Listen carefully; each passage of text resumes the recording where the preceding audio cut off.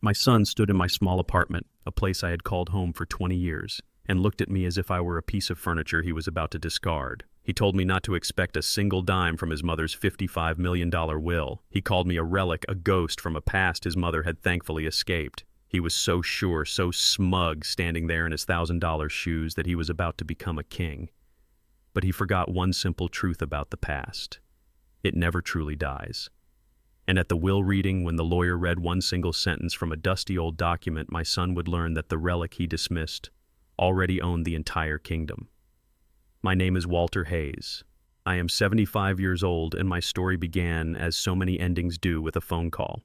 The phone vibrated against the polished wood of my coffee table, the name Marcus flashing on the screen. It was a name I hadn't seen light up my phone in 6 months. I let it ring twice more before answering, a small, foolish hope fluttering in my chest that maybe, just maybe, this was a call to see how his old man was doing. I should have known better. I pressed the green icon. "Hello, son." There was no warmth in his reply, no preamble, just the cold, sharp edge of business. "Mom's gone," he said, his voice flat, devoid of the grief it was supposed to carry. "This morning, heart failure. The will reading is on Tuesday, 10 a.m., Attorney Chen's office downtown. You should be there." The words hung in the air between us, cold and heavy. Lena, gone. A whole library of memories of shared laughter in a tiny first apartment, of worried nights when Marcus had a fever of the day we signed the divorce papers, not as enemies, but as two partners whose paths had simply diverged. All of it slammed shut in a single moment. Lena and I, we didn't end in fire and fury. We just ended. Like a long book you gently close, sad that the story is over, but grateful for the journey. Marcus, however, had never seen it that way. When the money started pouring in from Lena's ventures, he chose a side. He chose the side with the bigger house, the fancier cars, the country club membership. He began to see me not as his father, but as a photograph from a past he was ashamed of. I was the cracked pavement his mother had built her skyscraper on, an inconvenient reminder of humble beginnings. "I'll be there," I said, my own voice sounding distant to my ears. "Good," he replied, and the line went dead. "No, how are you holding up? No, I'm sorry. Just a click." I sat there in the silence of my apartment, the quiet hum of the refrigerator the only sound. I looked at a framed photo on my mantelpiece.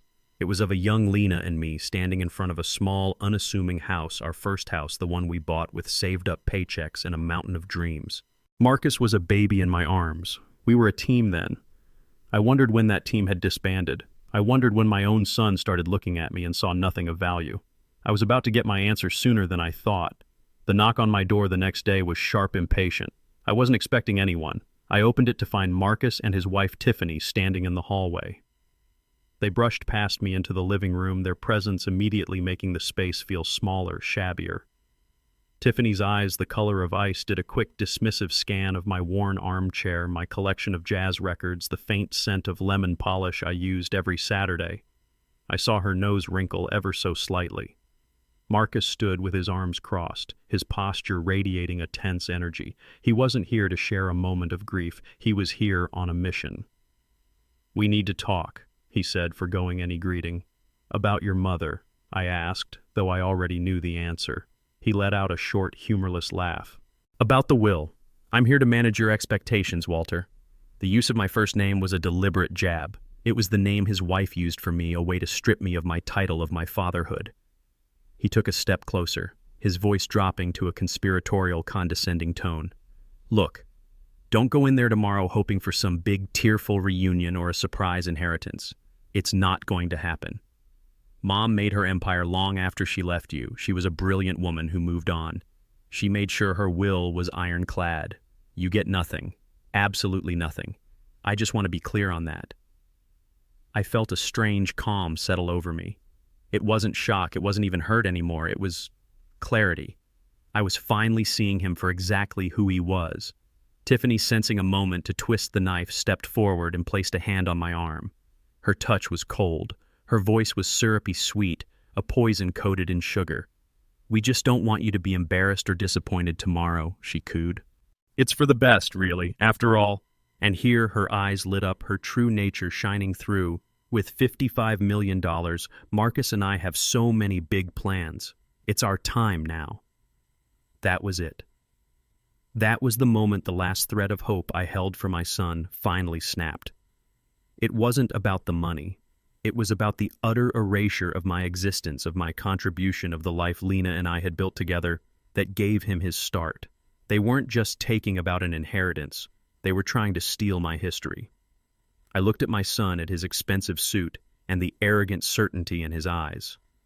And I thought about a Saturday afternoon 35 years ago in a park not 5 miles from where we now stood. I was teaching him to ride his first two-wheeler. He fell, scraped his knee, and cried, saying he couldn't do it. I remember picking him up, dusting him off, and telling him, "Son, the secret isn't in never falling. It's in getting back up and remembering who helped you learn to balance in the first place." He had clearly forgotten that lesson. I didn't argue. I didn't raise my voice. I didn't defend myself. The time for that was long past. I simply looked at both of them, my gaze steady, my face an unreadable mask of calm. This unnerved them more than any outburst could have. They expected a fight, a plea, a flicker of weakness. I gave them nothing. "I understand," I said softly. "Thank you for letting me know." I walked to the door and held it open for them. They exchanged a confused look, then swaggered out, their confidence returning now that the confrontation was over. They believed they had won. They believed they had put the old man in his place. As they walked down the hallway, I heard Tiffany laugh, a sharp, unpleasant sound. They were completely blind. They hadn't come here to deliver a warning. They had come here to sign their own sentence. I closed the door, and the silence that filled my apartment was no longer empty. It was heavy with purpose. It was the silence before the storm. The elevator doors opened with a soft chime, revealing a lobby that whispered of old money and quiet power. The law firm of Chen Whitley and Grove occupied the top floor of one of Atlanta's glass towers. The air itself smelled expensive, a mix of polished mahogany, worn leather, and the faint, dry scent of important paper. I walked across a plush carpet that swallowed the sound of my footsteps, my simple tweed jacket feeling a world away from the tailored suits that usually walked these halls. The receptionist led me to a large conference room with a floor-to-ceiling window that offered a panoramic view of the city below. And there they were, Marcus and Tiffany. They were already seated at the head of the enormous table, positioned as if they were a king and queen holding court. My son Marcus was wearing a charcoal gray suit that looked like it was tailored to be just a little too tight, a display of muscularity and wealth. He looked less like a grieving son and more like a businessman about to close the biggest deal of his life. Tiffany sat beside him in a severe black dress that was more suited for a high-powered gala than a somber legal proceeding. A large, ostentatious designer handbag was placed on the table next to her, a silent declaration of her expectations. They saw me enter.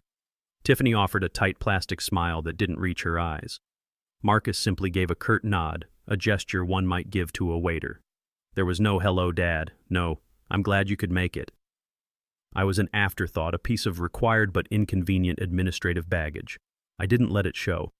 I walked to the far end of the long table and took a seat, putting a dozen empty chairs between us. My position wasn't one of submission, it was one of observation. From here I could see the entire stage and watch the actors perform. A few moments later, Mr. David Chen entered. He was a man in his late 50s, impeccably dressed with a calm, professional demeanor that commanded respect. He carried a single thick, leather-bound folder. He nodded gravely to all of us. "Good morning," he began, his voice even. "I am David Chen. I was Lena's attorney and friend for over 30 years. On behalf of the firm, please accept our deepest condolences for your loss. She was a remarkable woman." Marcus cleared his throat impatiently. "Thank you, Mr. Chen. Shall we begin?" Mr. Chen gave a slight, almost imperceptible frown at the interruption before opening the folder. "Of course. This is the last will and testament of Lena Hayes, signed and dated 18 months ago. It is legally sound and has been verified. I will now read it aloud as instructed." He put on a pair of reading glasses and began. The first few minutes were exactly as Marcus and Tiffany had anticipated. The language was dry formal, a cascade of legal terms. I watched them, not the lawyer. I saw the tension in Marcus's shoulders slowly begin to relax. I saw Tiffany's posture soften as she leaned back in her chair. This was going according to their plan. Mr. Chen read from the page. "To my dear friend Dr. Eris Thorne, I leave my first edition collection of novels by Zora Neale Hurston in gratitude for a lifetime of intellectual debate and unwavering friendship. I remembered Eris, a brilliant professor. He and Lena could talk for hours, challenging each other, making each other sharper. Marcus had met him once and later called him a boring old man. To my sister Jeanette, I leave my collection of porcelain birds so that she may always have something beautiful to look at in the morning. Tiffany subtly rolled her eyes. To her, a collection of porcelain birds was just more clutter to dust. She couldn't comprehend the sentimental value, the shared history between two sisters. A charitable donation in the amount of $100,000 is to be made to the Atlanta Youth Music Program, an organization my son Marcus once attended. At the mention of his name, Marcus puffed out his chest slightly. He looked at Tiffany and gave her a small, self-satisfied nod, as if the donation were his own generous act rather than his mother's. He had forgotten, I was sure, that Lena had forced him to take piano lessons there, a discipline he had complained about endlessly. He had no connection to that place, but was happy to take the indirect credit. As Mr. Chen continued to read through the list of minor bequests and personal effects, I saw the true dynamic between my son and his wife. With every item given away to someone else, their impatience grew, but so did their confidence. These were just the crumbs. They were waiting for the cake. Tiffany began tapping her perfectly manicured fingernails on the mahogany table, a quiet, rhythmic drumbeat of greed. Marcus took a sip of water, his eyes scanning the room as if he were already measuring it for new furniture. Finally, Mr. Chen looked up from the page. And that concludes the specific bequests of personal artifacts and smaller cash distributions. That was the signal. The moment they had been waiting for. Marcus could no longer contain his smirk. It started at the corner of his mouth and spread across his face, a look of pure, unadulterated triumph. He turned his head and looked directly at Tiffany. She mirrored his expression, her own smile sharp and victorious. She reached out and placed her hand over his on the table, a gesture of finality of a prize won. They believed it was over. They believed the rest, the real prize, the $55 million, would now fall into their laps by default. I saw that shared smile. It wasn't a smile of fond remembrance for a lost mother. It was the greedy, grasping smile of heirs who had finally outlasted the person whose wealth they coveted. In that single ugly expression, I saw the culmination of years of disrespect, of entitlement, of a profound and disappointing lack of character. And in that moment, I felt no anger. Not anymore. The hurt had burned away, leaving behind a cold, hard certainty. I knew what was written on the next page of that will, and I knew with every fiber of my being that they deserved exactly what was coming to them. The triumphant smirk on my son's face was a terrible, beautiful thing to behold. It was the look of a man who believed he had just crossed the finish line of a race he hadn't even run. Tiffany squeezed his hand, her knuckles white, her own smile a sharp, predatory slash. They were reveling in their victory, completely unaware that the real verdict was yet to be read. From my end of the table, I watched them. I felt like a geologist watching a mountain, knowing that deep within its core, a fault line was about to give way. Mr. Chen turned the final page of the will. The paper made a soft, crisp sound in the silent room, a sound that seemed to echo like a gunshot. He took a slow, deliberate sip of water from the glass beside him, his movements measured and unhurried. He adjusted his reading glasses on the bridge of his nose, his eyes scanning the page before him. To Marcus and Tiffany, this small pause must have felt like an eternity of needless procedure. To me, it felt like a moment of quiet ceremony, the calm before the tide changes. I thought about paper, how something so fragile, so unassuming could hold the entire weight of a life, how a few carefully chosen words written in ink decades ago could possess more power than all the ambition and arrogance my son could ever muster. Finally, Mr. Chen cleared his throat. The sound brought Marcus and Tiffany to full attention, their bodies rigid with anticipation. And now, the lawyer said, his voice retaining its steady professional cadence, we address the final disposition of the residual estate of Lena Hayes. Marcus leaned forward in his chair, his elbows on the polished table, the fabric of his expensive suit straining at the shoulders. The smirk was gone, replaced by a look of intense, focused greed. This was it, the main event. Mr. Chen continued. The residual estate comprises all remaining assets, liquid and invested, held within the portfolio known as the Polaris Fund. He paused, looking down at the document. As of the close of markets yesterday, this fund holds a current valuation of $55 million, $312,457.18. The number spoken with such precision seemed to suck all the air out of the room. $55 million. I saw Marcus's eyes widen. I saw the muscles in his jaw clench. This was even more than he had expected. He shot a quick, ecstatic glance at Tiffany, who was now gripping the edge of the table, her breathing shallow. They were standing on the peak of the mountain, gazing down at the kingdom they believed was now theirs. They were so high up they couldn't possibly see the ground crumbling beneath their feet. I remained perfectly still, my hands resting in my lap. I had heard that number before in private conversations with Mr. Chen over the past few days, but hearing it now in this room in front of my son gave it a different weight. It wasn't just money. It was the culmination of a single hopeful decision made a lifetime ago. It was a story, and my son was about to hear the ending for the very first time. Mr. Chen's voice cut through the thick anticipation, calm and unwavering. He read the next sentence, the one sentence upon which everything balanced. It is the explicit and binding directive of the deceased Lena Hayes that this portfolio in its entirety is to be... He made the slightest of pauses, just a breath, just long enough for Marcus's hopes to reach their absolute zenith. Returned. The word dropped into the silence like a stone into a perfectly still pond. Returned. It was a strange word. Not bequeathed, not inherited, not given. Returned. I saw the confusion cloud my son's face. The triumphant expression dissolved, replaced by a deep furrowed brow. He tilted his head as if he had misheard. Tiffany's face went pale, the blood draining from her cheeks. The gears were turning in her mind much faster than in my son's. She sensed the danger. Mr. Chen continued reading, finishing the clause that would change everything.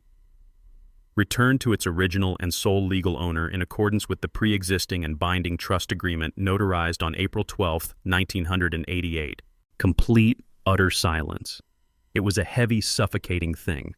The hum of the city beyond the glass walls seemed to have vanished. All that existed was that one sentence hanging in the air, refusing to be dismissed.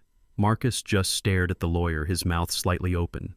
The words had been spoken in English, but they might as well have been in a foreign language. They did not compute with the reality he had constructed for himself. Tiffany was the first to break the spell. She leaned over and whispered to Marcus, her voice a frantic, desperate hiss that was audible across the silent room. "What does that mean? What trust agreement? What is he talking about?" But Mr. Chen did not answer her. Instead, he slowly, deliberately took off his reading glasses. He placed them gently on top of the will. He folded his hands. And then he lifted his head, and his eyes found mine from all the way across that long mahogany table. For the very first time that day, the lawyer's professional mask fell away. A small, knowing smile touched the corners of his lips. It was not a smile of pity or of gloating.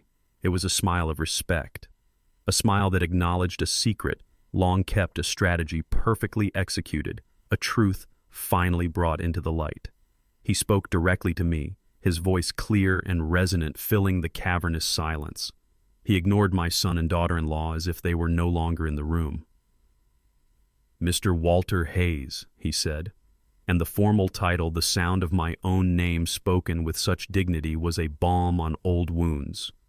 "What that means," he continued, his smile widening just a fraction, "is that the entirety of the Polaris Fund, all $55 million of it, is, and in fact has always legally been yours." He held my gaze. "Congratulations." For a long moment, the only sound in that vast, silent room was the frantic beating of my own heart. There. Chen's final word, "congratulations," did not land like a firework. It landed like a heavy stone, sending silent, powerful ripples across the polished surface of the table. I kept my eyes on my son. I saw the sequence of emotions play across his face like a fast-moving storm. First there was utter blank confusion, as if the lawyer had spoken in a language he had never heard. His brow was furrowed, his mouth agape. Then, as the meaning of the words began to seep through the thick walls of his arrogance, the confusion curdled into disbelief. And right behind the disbelief, I saw it coming. A dark, ugly wave of pure, unadulterated rage. It started with a low sound in his throat, a strangled growl of protest. Then he shot to his feet. The heavy leather chair he was sitting in screeched backwards, scraping violently against the polished floor. His hands, balled into white-knuckled fists, slammed down onto the mahogany table. The crystal water glasses jumped the pitcher rattling against the wood. The sound was like an explosion in the cathedral-like quiet of the office. "Impossible!" he roared, his voice cracking with fury. He wasn't looking at the lawyer. He was looking at me. His face was a mask of crimson rage, a vein throbbing in his temple. "That is absolutely impossible. That was my mother's money. She built that. She built everything." He took a step away from the table, pacing like a caged animal, gesturing wildly at me with a shaking finger. Him! What did he ever do? He was a measly clerk his whole life, a nobody, a relic. How could he have a claim to any of it? This is a joke. It's a sick, twisted joke. Tiffany, seeing her $55 million dream evaporating before her very eyes, found her own voice, and it was a shrill, piercing shriek. "This is a forgery. It has to be Mr. Chen. I don't know what kind of scheme he's pulled you into, but we will not stand for this. We will sue. We will sue you. We will sue this firm, and we will sue him for every last cent he has. We will drag this through the courts for the next 20 years if we have to." They were a whirlwind of noise and fury, of threats and insults. And through it all, Mr. Chen and I remained perfectly still. The lawyer sat calmly in his chair, his hands folded, his expression unchanged. He was a stone in the middle of a raging river, unmoved by the chaos. And I just watched my son. I saw the tantrum of a boy who had just been told he couldn't have the one toy he wanted most in the world. His rage wasn't born of a sense of injustice. It was born of a lifetime of entitlement, of a deeply ingrained belief that my life, my contributions, my very history were worth nothing. To him, it was simply impossible that I, his father, could be the source of the wealth he so desperately craved. It broke the entire story he had told himself about his own life. I felt a profound sadness wash over me, a pity so deep it almost hurt. This was what he had become. A man whose only response to a truth he didn't like was to try and destroy it with noise and anger. Mr. Chen let their initial tirade burn itself out. When their shouting finally subsided into heavy, ragged breaths, he made his move. He didn't speak. He didn't argue. He simply reached into the leather-bound folder in front of him and retrieved a much thinner file. The manila folder was old, its edges softened and frayed by the passage of 37 years. The papers inside were yellowed with age. He didn't toss it or slap it down. With a quiet, deliberate grace, he slid the old file across the vast, gleaming table. It glided silently over the wood, a vessel of history coming to a soft stop directly in front of my son's clenched fists. Marcus stared down at the old folder as if it were a venomous snake. Then Mr. Chen spoke. His voice was still calm, still measured, but now it held a new edge of finality. It was the voice of a judge delivering a sentence. "There will be no lawsuit," he said, his words cutting cleanly through the tense air. "There will be no courtroom battle, because this matter was already settled, signed, and sealed long before you were old enough to drive a car." He gestured with an open hand toward the file. "That Marcus is the original notarized trust agreement from 1988. If you turn to the final page, you will see your mother's signature. It has been authenticated by 3 separate experts in the last month. And if you examine the document clipped to the inside cover..." He paused, letting his words sink in. "That is a certified copy of a bank statement from April 12, 1988. It documents a one-time wire transfer for $50,000, the seed capital for the Polaris Fund. Mr. Chen leaned forward slightly, his gaze unwavering, and delivered the final, fatal blow. The transfer was made from a savings account held at Georgia Fidelity Bank, an account that was in one name and one name only, Mr. Walter Hayes. The rage in the room finally broke, crashing against the hard shore of reality and receding into a stunned, defeated silence. Marcus sank back into his chair, his face pale, his eyes fixed on the yellowed papers on the table, as if they were the wreckage of a ship he thought was unsinkable. Tiffany was silent for the first time that day, her lips pressed into a thin, white line.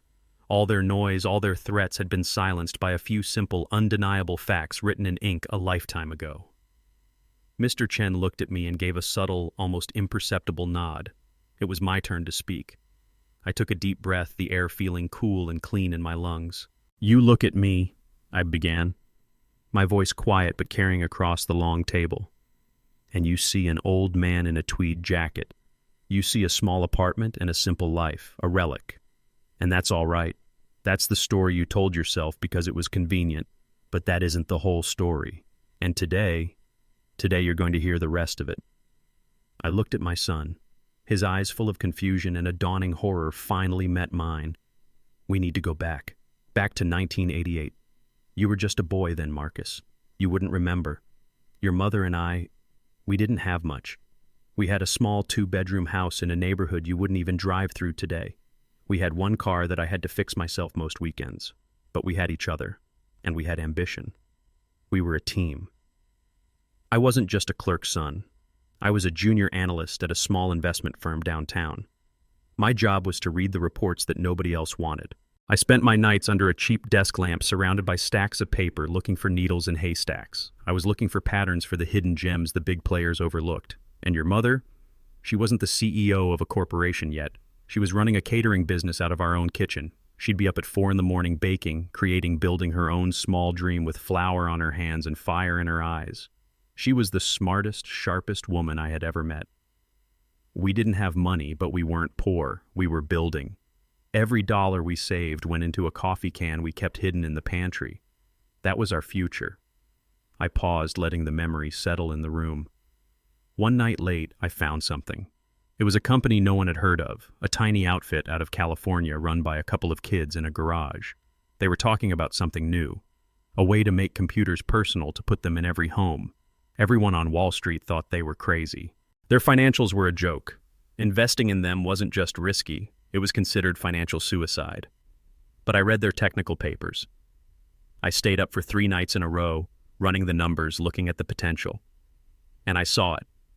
I saw the future in that little report. It was a gut feeling, yes, but it was backed by the math. The math was sound. I went to your mother. We sat at that same small kitchen table where you used to do your homework. I spread the papers out and I told her, I want to take everything, all of it. The $50,000 we had saved our entire lives. I want to put it all on this one bet. I looked at Marcus. You see me as a man who takes no risks. But that's because you never saw the man I was. Your mother, she listened for over an hour. She challenged me. She asked all the right questions. She saw the flaws, but she also saw what I saw. She saw the glimmer of a revolution. But there was a problem. At the time, I was trying to start my own small business on the side, a little real estate venture. It was heavily leveraged, full of debt. It was a risky time. We were worried. If my side business failed, creditors could come after all our personal assets. They could seize our house, our car, and they could seize that $50,000 investment. That one single bet that I believed deep in my bones would change our lives forever. So that night at that kitchen table, we didn't just dream. We strategized. We were partners. We decided to build a firewall, a legal protection for our future. Your mother's catering business was small, but it was stable and debt-free. She was the safe harbor. So we went to a young lawyer, a man not much older than Mr. Chen is now, and we created the Polaris Fund. We put the entire $50,000 into a trust. We placed that trust in her name. She would be the trustee, the manager, the public face of the investment. It was her job to protect it and help it grow. But we signed a private notarized agreement, that document right there in front of you. That document states in clear, simple language that the seed capital was mine, the ownership was mine, and that upon her death, or if the trust were ever dissolved, the assets would revert entirely to me. It wasn't about a lack of trust in each other. It was the ultimate act of trust. I was trusting her with our future, and she was trusting me with my vision. I let out a long, slow breath. The story had been locked inside me for so long. We never spoke of it again. Not in front of you, not in front of anyone. It was our secret. My real estate venture eventually failed just as we feared it might. We lost a little money. But the Polaris Fund, it was safe, untouchable. And that little company in California, it wasn't a joke. It became a giant. And your mother, a brilliant woman, managed that fund with incredible skill. She nurtured it. She made smart moves. She grew it beyond even my wildest dreams. And even after we grew apart, after our marriage ended, we never broke that trust. It was a pact, a piece of our shared history that stood separate from everything else. We knew the truth. I leaned forward slightly, making sure my son could see the absolute sincerity in my eyes. So, you see, Marcus, your mother's will, it wasn't a gift to me. It wasn't a final act of cruelty to you. It was an act of honor. It was the final balancing of a ledger that was started 37 years ago in a small kitchen by two people who were a team. She wasn't giving me her money. I let the final words land with all the weight of the truth. She was simply returning mine. The truth landed in the center of the room and absorbed all the sound, all the anger, all the bluster. What was left was a heavy, suffocating silence, thick with the weight of 37 years. Marcus stood frozen, his face a canvas of shock and disbelief. Tiffany stared at the old trust agreement on the table, this ghost from the past, as if it had personally betrayed her. Their rage had been a wildfire, but the simple, undeniable truth was a downpour extinguishing the flames and leaving behind only the cold, soaked ashes of their arrogance. I watched them. I saw the gears turning behind their eyes. Their first strategy, brute force anger and intimidation, had failed spectacularly. It had shattered against a wall of facts they never knew existed. And so, like cornered animals, they changed tactics. The shift was as sudden as it was sickening to witness. The hardness in Tiffany's face melted away, replaced by a mask of soft, trembling vulnerability. She took a tentative step forward, her hands clasped together in front of her as if in prayer. Her voice, once so shrill and sharp, was now a soft, wounded whisper. "Walter, I had no idea. We had no idea. We've been so foolish." Marcus took his cue. The angry, defiant posture dissolved. His shoulders slumped. He ran a hand through his hair, a gesture of contrived despair. He looked at me, and the coldness in his eyes was replaced by a desperate, pleading warmth. It was the most dishonest expression I had ever seen on his face. "Dad," he said. The word was a clumsy, foreign object in his mouth. He hadn't called me that in years, not with any sincerity. It was a key he was now trying, hoping it would unlock the vault. "Dad, you can't mean to keep all of it. We're your family. We made a terrible mistake. I see that now. I was arrogant. I was a bad son. But please, don't do this to us." As he spoke, my mind began to drift. His words were just noise, a meaningless static washing over a landscape of memory. He continued, his voice cracking with false emotion. "We have debts, Dad. The mortgage on the house. You know the neighborhood. The payments are huge. The cars. We have to maintain a certain image for my job." As he said the word job, my mind flashed back. It was a rainy Tuesday 2 years ago. My old Buick had died on the side of I-285. The engine just gave up. I was stranded. I called him. I could hear the clinking of glasses and laughter in the background. "Dad, I'm right in the middle of a client dinner," he'd said, his voice thick with annoyance. "It's a really big deal. Can't you just call a tow truck or something? I'll send you the money for it." I sat in that cold car for 2 hours waiting for a tow. I paid for it with my pension check. The money he promised never arrived. Tiffany joined in, her performance escalating. She managed to squeeze out a tear, which she dabbed at delicately with the back of her hand. "And the children, Walter. Think of the children, your grandchildren. What will happen to them? We'll lose the house. They'll have to leave their school, their friends. It would destroy them." As she spoke of my grandchildren, another memory surfaced sharp and clear. My 73rd birthday. I had spent the day at home hoping the phone would ring. It never did. The house was quiet. A week later, I was scrolling through the internet and saw a photo Tiffany had posted. It was the whole family, Marcus, Tiffany, and my 2 beautiful grandchildren, grinning on a white sand beach in Florida. They were all holding colorful drinks with little umbrellas in them. Her caption read, "A much-needed family getaway to escape the cold. #blessed." My birthday had been on the first day of that getaway. It had gone completely unmentioned. Marcus saw my silence as an opening. He grew bolder in his pleading. "Dad, I know I haven't been there for you. I was wrong. I was stupid. I let Tiffany's parents get in my head. But I can change. We can fix this. We can be a family again. Just help us. Your mother, Lena, she wouldn't want to see us like this. She would want you to provide for her grandchildren." Using his mother's name. A desperate, cowardly move. And as he did, one final memory played in my mind, as vivid as if it were happening right now. It was Christmas the last time I had been invited to their house. I had worn my best shirt, a simple blue button-down that I had ironed meticulously that morning. I thought I looked nice. As I was putting on my coat to leave, I overheard Tiffany whisper to Marcus in the foyer, They thought I was out of earshot. "Thank God he's finally going," she'd said. "That sad old shirt of his is just so depressing to look at." And then I heard them both share a quiet, cruel little laugh. I came back to the present. I looked at their faces etched with a desperate, hopeful plea. They had finished their performance. They had talked about family, about their children, about their supposed regret. Their words were a river of excuses, a flood of manufactured sentiment. But my mind was a slideshow of evidence. Each memory was a receipt, a documented proof of their long and consistent indifference. Each forgotten birthday, each unanswered call, each casual insult. They were looking at me now, waiting for my forgiveness, for my generosity. They were waiting for the old man they thought they knew, the soft-hearted pushover, the relic to give in. They didn't understand. It was far too late for forgiveness. This was no longer a matter of emotion. This was a matter of accounting. And I had all the receipts.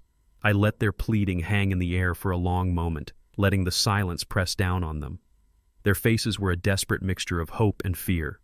They had played their last card, an appeal to a familial bond they themselves had spent years destroying. Now they waited for me, the man they had dismissed and disrespected, to decide their fate. I looked at my son, at the man who wore my last name, but had forgotten its meaning, and I finally spoke. My voice was not filled with rage or triumph. It was calm, measured, and final. "I have listened to you," I began, my words cutting through the tension. "Now you will listen to me. This isn't about revenge, Marcus. Revenge is a hot, messy, emotional thing. This is about balance. It's an adjustment to a ledger that has been unbalanced for far too long. A correction." I saw a flicker of confusion in their eyes. They had expected either a total rejection or a complete surrender. They were not prepared for a calculation. "I will not let you walk away with nothing," I said, and a flash of hope lit up their faces. It was a cruel, fleeting light. "That is not my way. First, I will contact your banks directly. I will pay off the remaining principal balance on your mortgage and the loans on both of your cars. As of next week, you will be free of your major debts." Tiffany let out a small, audible gasp. Marcus looked stunned, as if he couldn't believe his ears. They thought this was it. They thought they had won. "Second," I continued, and the hardness in my voice snuffed out their premature celebration, "I will arrange for a monthly stipend to be paid into your account. The amount will be $5,000. The hope on Marcus's face instantly curdled into disbelief, then insult. $5,000 a month was a fortune to the man I used to be, but to him, in his world of country clubs and European cars, it was a pittance, an allowance. "Third," I said, leaning forward just enough to ensure they understood the gravity of my final point. "And this is the most important term. There will be no negotiation on this. That stipend will continue for exactly 12 months, 1 year. On the first day of the 13th month, the payments will stop, permanently. After that, you are on your own." I let the terms settle. The debt relief was a cushion. The allowance was a timer. The deadline was a cliff. "It is time for you to learn what it feels like to build something, son," I said, my voice softening just a fraction, not with pity, but with a sense of grim purpose. "Not just to maintain an image, but to actually build a life. You need to learn the profound difference between waiting to inherit a fortune and earning a living." The collapse was absolute. For them, this was a humiliation far worse than being cut off completely. Being given nothing would have made them martyrs in their own minds. This made them dependents. It made them children. Marcus stood there, his mouth opening and closing silently, no words coming out. The pleading mask was gone, replaced by the slack-jawed look of a man who had been utterly and completely defeated. All the fight, all the arrogance had drained out of him, leaving an empty, humiliated shell. Tiffany's face was a storm of fury, but she was smart enough to know that any protest now would be useless. She had lost all leverage. The power had not just shifted. It had been fundamentally and irrevocably reversed. They were no longer the ones managing my expectations. I was now dictating the strict, unalterable terms of their survival. My business was concluded. 6 months have passed since that day in the lawyer's office. The echoes of that confrontation have long since faded, replaced by a quiet that feels earned and peaceful. You might picture me living in some sprawling mansion now, surrounded by the trappings of immense wealth. But that was never the point. That was my son's dream, not mine. My new home is a modest but beautiful brick house with a garden out back. It's the garden that I love most. I spend my mornings there with my hands in the soil, feeling the warmth of the Georgia sun on my back. It's a simple, honest pleasure. The money, the $55 million, is not sitting idle. It is also doing a kind of gardening. I used a significant portion of it to establish a foundation, one I named the Lena and Walter Hayes Foundation. Its sole purpose is to provide seed capital for young African-American entrepreneurs here in Atlanta. It finds the ones with brilliant ideas but empty pockets, the ones who just need a single calculated bet to change their lives. It is a legacy of how things started, a way to honor the partnership Lena and I once had, and a way to build something that will outlast me. And Marcus, I hear things. He and Tiffany had to sell their massive house. The luxury cars are gone. Their world has shrunk to the size of their new reality. For the first time in his adult life, my son has a real job. He's a sales manager at a respectable car dealership. I'm told he works 60 hours a week. I imagine it's been a difficult adjustment. Do we talk? Not often. Not yet. A lifetime of disrespect isn't a wound that can be healed by a single legal document. The silence between us was built brick by brick over decades. It will take time to dismantle. But last week my phone rang. It was him. He didn't ask for anything. He didn't complain or plead. He just called to tell me that my granddaughter, his daughter, had won first prize in her middle school's science fair. The call lasted less than 5 minutes. It was awkward and stilted, but it was real. It was the first conversation we've had in years where he wasn't trying to get something from me. He was just sharing a piece of his life, a piece of the new life he is being forced to build for himself. The door between us is no longer slammed shut and locked.